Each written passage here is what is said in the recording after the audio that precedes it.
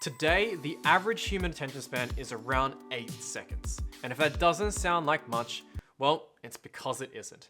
It is becoming harder to stay focused and be productive all day.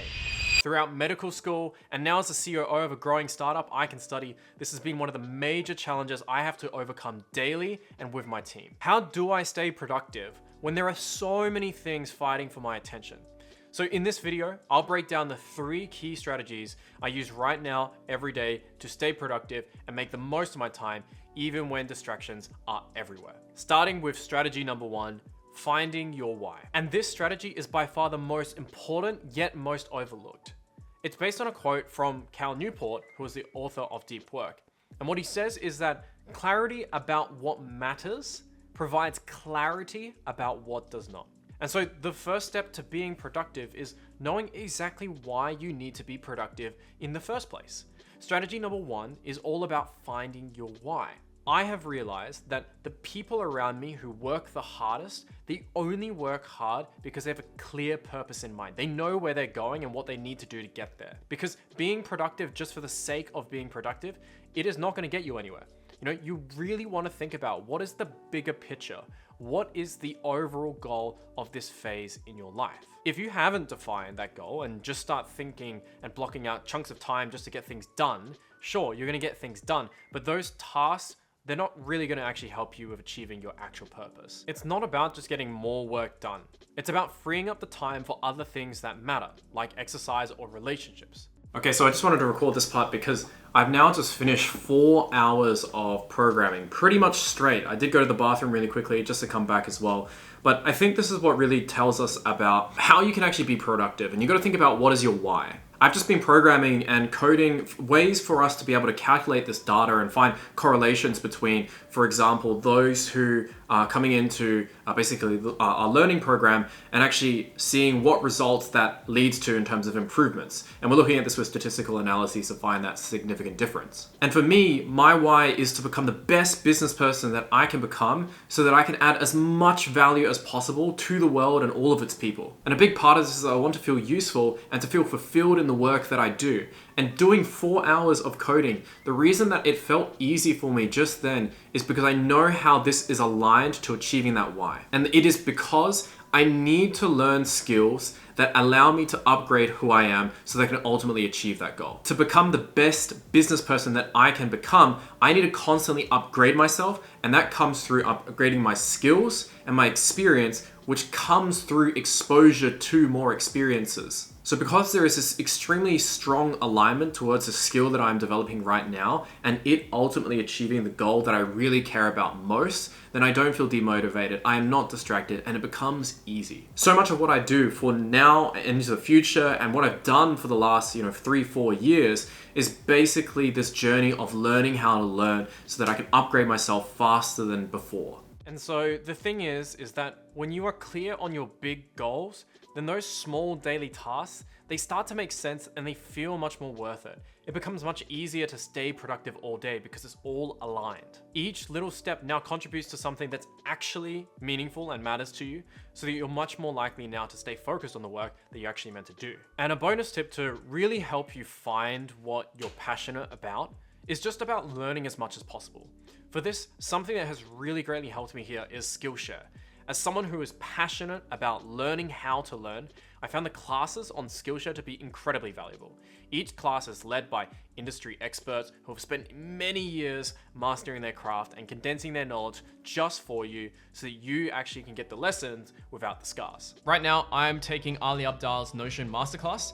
It's been incredibly helpful in helping me in new ways to systematize and organize kind of my productivity and organization. Skillshare offers courses on virtually everything, not just productivity, but also film, design, writing, jazz, and more. One of my favorite features on Skillshare are the learning paths. These are curated sequential class collections that actually help you master specific skills like productivity by actually tailoring that learning experience to your starting point, which allows you to much more clearly see your progress as you go. The top students I've coached are always the ones who keep trying to level up their learning. So if you're ready to take your learning to the next level, Skillshare and I have a special offer for you. The first 500 people to use my link in the description will get a 1-month free trial of Skillshare. Sign up now using the link in the description. So we've implemented strategy 1, which is finding your why. But just knowing your why is not enough. We need practical steps to actually stay productive all day, which is where strategy 2 comes in. This strategy helps me overcome one of the biggest challenges we all face in the 21st century. And it's the reason that many of us may never actually achieve our goals in our life. And that's distractions. Everyone thinks they know this. Don't get distracted, right?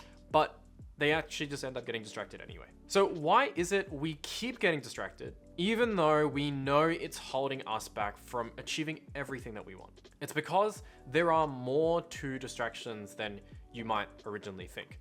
And to truly overcome like my distractions that I get and to be productive all day, we actually need to understand 2 types of distractions. The first is extrinsic distractions, which are distractions that originate from outside of yourself. So strategy number 2 is focused on eliminating these extrinsic distractions. These things include like checking your phone every 10 minutes, or maybe there's loud construction outside and it's just really distracting you. A lot of these things can be just avoided by just getting rid of them, right? Turning your phone to silent mode or moving to a quieter place. But there's particularly one extrinsic distraction that is very challenging to avoid. And I'll be honest, this is still something that I struggle to with this day. And that is friends and family.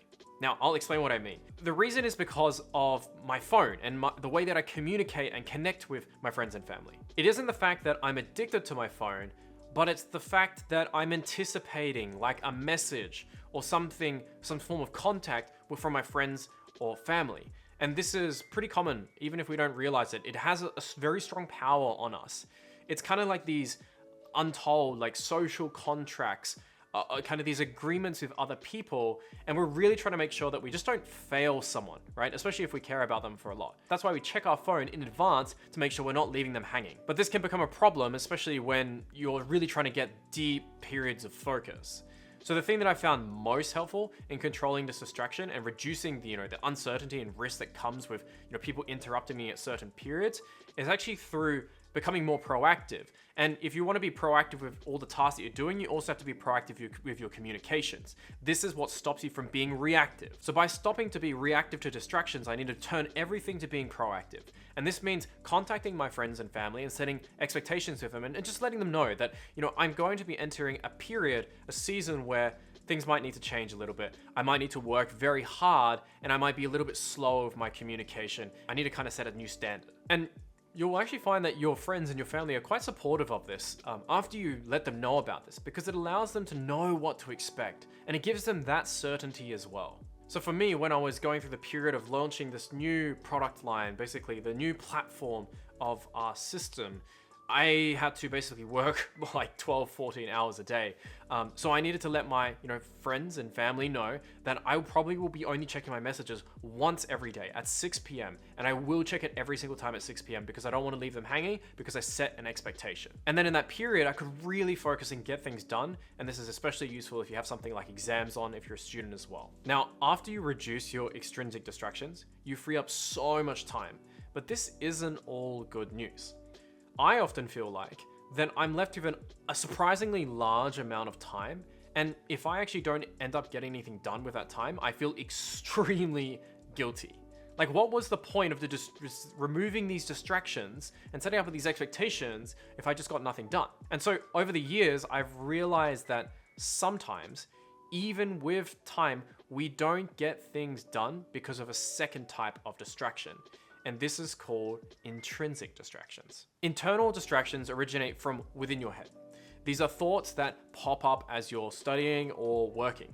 And unlike your phone, which you can just throw away and put away, you can't get rid of your brain, so you're stuck with that.